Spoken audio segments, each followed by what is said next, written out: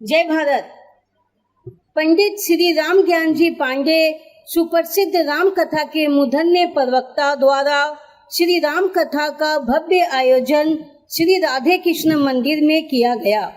1/7/2023 से 7/7/2023 तक प्रतिदिन साढ़े 7 बजे से 8 बजे तक प्रवचन गुरुजी करते हैं। श्री राम ज्ञान जी पांडे 1980 से प्रतिवर्ष प्रवचन करते आ रहे हैं। बिरला जी की फैक्ट्री केशोराम रियोन हुगली जिला के कुंती घाट में स्थित है। जय भारत। मैं भारत हूँ फाउंडेशन से पिंकी मेड़तिया। सन 80 में श्री बीके बिरला जी और श्रीमती सरला बिरला जी ने मुझे बिरला बिल्डिंग में आमंत्रित किया था। उसमें हनुमान जी आए थे लेकिन स्थापना नहीं हुई थी। तो लोगों ने कहा कि महाराज हनुमान जी तो आए हैं लेकिन विराजमान नहीं है। तो मैंने श्रीमती सरला जी से चर्चा किया कि हनुमान जी आए हैं, उनकी स्थापना होनी चाहिए। दूसरे वर्ष जब मैं 81 में आया तो हनुमान जी हाँ महाराज विराजमान थे। बिरला जी के द्वारा ही प्रत्येक मिलों में, प्रत्येक फैक्ट्रियों में कोई न कोई मंदिर बिरला जी के द्वारा स्थापित है। यहाँ राधा कृष्ण का मंदिर है, हनुमान जी का मंदिर है, शिव का मंदिर है, माँ दुर्गा का मंदिर है और कैसा बढ़िया पार्क है ये देखा जा सकता है। और हमारे अधिकारी लोग हैं श्री त्रिलोचन जी,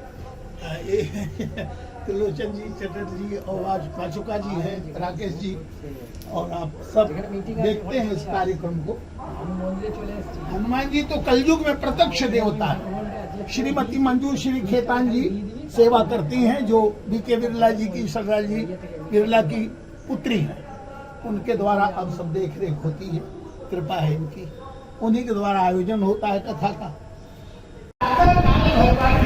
उठते हैं तो सबसे पहले माँ के चरणों में प्रणाम करते हैं, फिर पिता के चरणों में प्रणाम करते हैं, फिर गुरु के चरणों में प्रणाम करते हैं। रात काल उठते रघुनाथ था, मातु पिता गुरु नाम है माता। एक संस्कार भगवान ने दिया और जब शिक्षा भगवान श्री राम की प्रारंभ हुई तो अब तक हम देखते हैं कि अपने बच्चों को शिक्षा देने के लिए मास्टर को अपने घर में बुला लेते हैं और उनको जो उनका खाना है वो देकर अपने बच्चों को शिक्षा दिलाते हैं। लेकिन भगवान श्री राम तो गुरु वशिष्ठ को आदेश दे सकते थे या आग्रह कर सकते थे कि गुरु जी महल में आकर श्री राम को आप शिक्षा दे दीजिए। तो गुरु जी मना थोड़ी करते आते ही, पर करते कि नहीं। महाराज दशरथ ने भगवान श्री राम को पढ़ने के लिए गुरु के यहाँ भेजा। गुरु गृह पढ़न गए रघुराई। जैसे अन्य बच्चे गुरुकुल में निवास करते हैं, श्री राम ने भी उन्हीं बच्चों के साथ, अपने भाइयों के साथ शिक्षा ग्रहण किया। गौ की सेवा, गुरु की सेवा, आश्रम की सेवा स्वयं अन्य विद्यार्थियों की तरह प्रभु ने किया। उससे क्या होगा कि सेवा के माध्यम से जब हम विद्या प्राप्त करते हैं तो वो विद्या टिकाऊ होगी। तो परिणाम क्या होगा? गुरु की हम पढ़न गए रघुराई और अल्पकाल थोड़े से समय में सारी विद्याएं उनको आ गई। भगवान कृष्ण के जीवन में भी ये कहा, भगवान कृष्ण जब अवतार लेते हैं तो कंस का वध करने के बाद संदीपनी ऋषि के यहाँ उज्जैन में विद्या अध्ययन करने जाते हैं और केवल 63 दिन में भगवान श्री कृष्ण सारी विद्याओं में पारंगत हो गए। ये सेवा अपने गुरु के प्रति हमारी निष्ठा हो तो वो विद्या भी टिकाऊ होगी। ये संस्कार हमारे जीवन में जो शास्त्रों के माध्यम से मिलता है। तो अभी मुझसे पूछा गया था कि आपकी पीढ़ी जो है, नई पीढ़ी के विषय में आपका क्या कहना है? तो मैं यही कहूँगा कि अपने बड़ों का आदर सत्कार, उनकी आज्ञा का पालन, क्योंकि हर माता पिता अपने बच्चे को अच्छी सलाह देगा। तो वो अपने जीवन का अनुभव अपने बच्चों के बीच में बांटते हैं कि हमने इस रास्ते पर चलकर यह शिक्षा प्राप्त की है बेटा, यदि तुम भी इस शिक्षा को ग्रहण करोगे तो तुम्हारे जीवन की कठिनाई की दूर हो जाएगी। लेकिन देश का वातावरण ऐसा हो गया है, संस्कार ऐसे बन गए हैं, उसने जाने दिया कभी ध्यान नहीं आता। तो बिरला परिवार का श्री कबीर शिक्षक जी का वही उद्देश्य है जो श्री जी के बिरला एवं सरदार जी बिरला का उद्देश्य था कि सब आज लोगों के बीच में आ गए। और इसलिए प्रतिवर्ष इन कथाओं का आयोजन होता है। तो आज एक भाई का दूसरे भाई के प्रति क्या भाव होना चाहिए, उस दिशा में आपका ध्यान ले जाना चाहूंगा। तो पहले मैं पंक्तियां पढ़ रहा हूं, वो स्वामी जी लिख रहे हैं।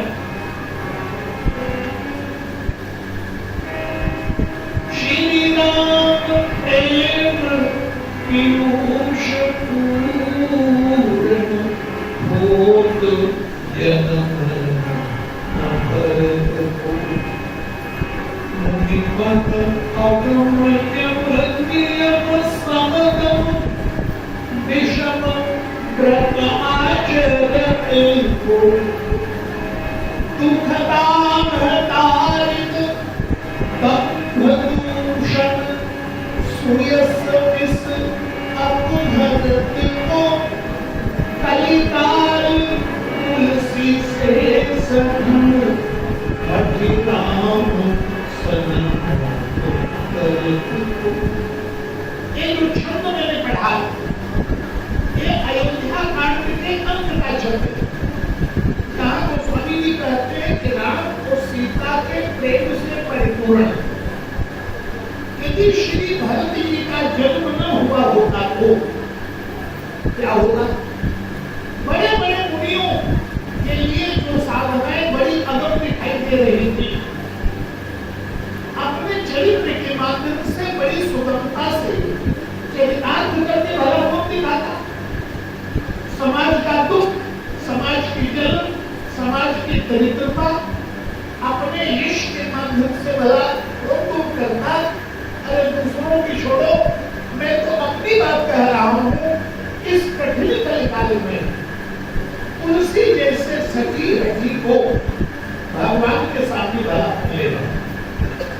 और भगवान श्री राम का जो वनगमन है, ये जो राम 14 वर्ष के लिए वन को गए, तो क्या आप समझते हैं कि रावण को मारने के लिए गए? अरे जिस परमात्मा के इशारे से सृष्टि बढ़ती और बिगड़ती है, उस परमात्मा को रावण को मारने के लिए इतना लंबा युद्ध लड़ना पड़े, ये तो बड़ी हास्यास्पद बात है। भगवान श्री राम संकल्प करके और रावण विमुक्त हो जाते।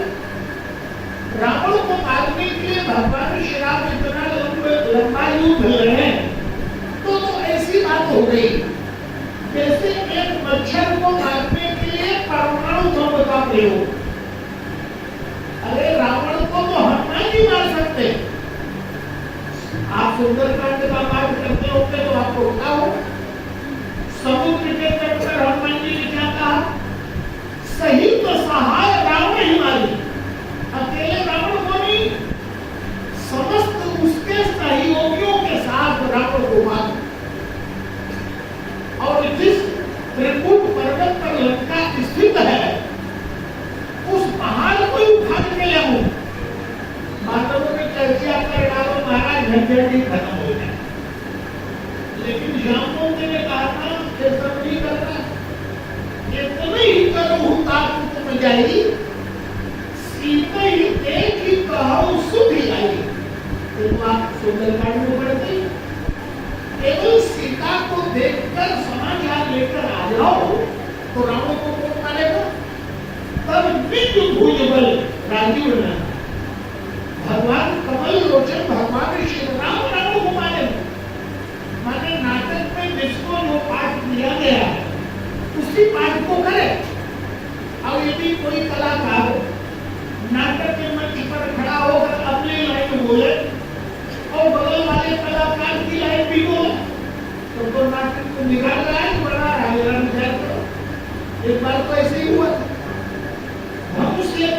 लीला चल रही थी। तो धनुष यज्ञ की लीला में आप लोगों ने देखा होगा, रामलीला में, कि जितने राजा बैठे रहते हैं मंच पर सीता जी के स्वयंवर में, सब धनुष तोड़ने के लिए आते हैं। और जब धनुष के पास पहुंचते हैं तो सब झूठ का बल लगाते हैं और धनुष नहीं टूटता। और भगवान श्री राम जब जाते हैं तो धनुष को तोड़ते। तो जितने दर्शक होते हैं सब उत्साह से जयकार करते हैं, ताली बजाते हैं। लेकिन एक जगह रामलीला चल रही थी तो जो राजा बना हुआ कलाकार था, उसमें एक कलाकार कमेटी से नाराज था, क्योंकि उसको नाश्ता उस दिन कमजोर मिला था। उसने कहा कि आज मैं लीला को बिगाड़ूंगा। तो जब उसकी बारी आई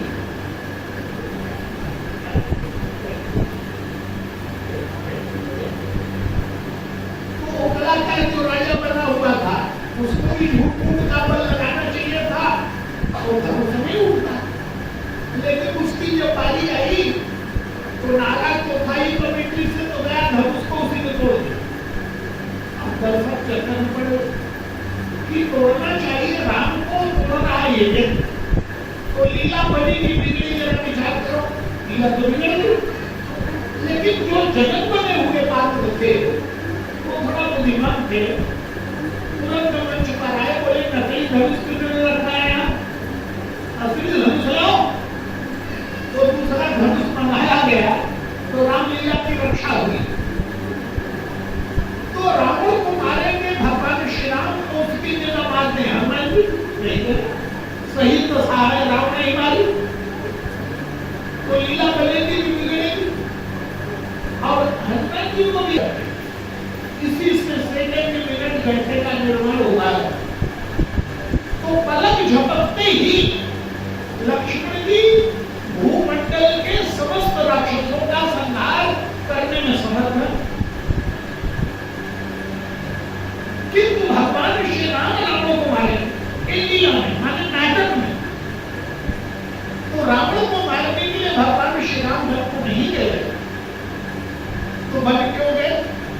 तो गोस्वामी जी अयोध्या कांड के वर्णन करते हैं। भारत समुद्र के अंतराल में अमृत छुपा था।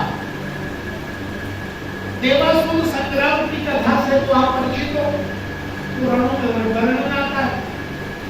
देवताओं और दैत्यों का जब युद्ध होता था तो देवता पराजित हो जाते थे और दैत्य विजयी हो जाते। तो क्या देवता और दैत्यों का युद्ध उसी समय हुआ? आज भी हो रहा है क्या? आज भी तो एक तरफ दैत्य एक तरफ देवता है। जितने सद्गुण संपन्न लोग हैं ये सब देवता है, और जितने अन्याय के मार्ग पर चलने वाले ऐसा राक्षस दैत्य। तो आज भी वो संघर्ष चालू।